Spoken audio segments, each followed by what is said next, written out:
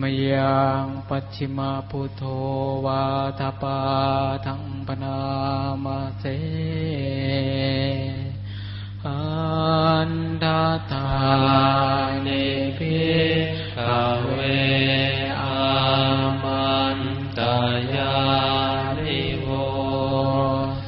ดูก่อนภิกษุทั้งหลาย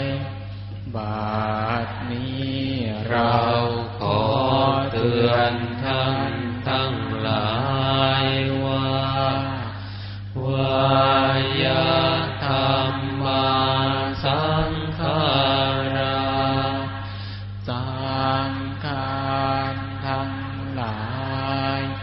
มีความเสื่อมไป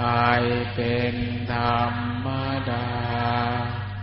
อัปปมาเทนาสัมปาเทธาท่านทั้งหลายจงทำความไม่ประมาทให้ถึงพร้อมเถิดอายังตถาคตสัพพัจฉิมาวาจานี่เป็นพระวาจามีในครั้งสุดท้ายขอ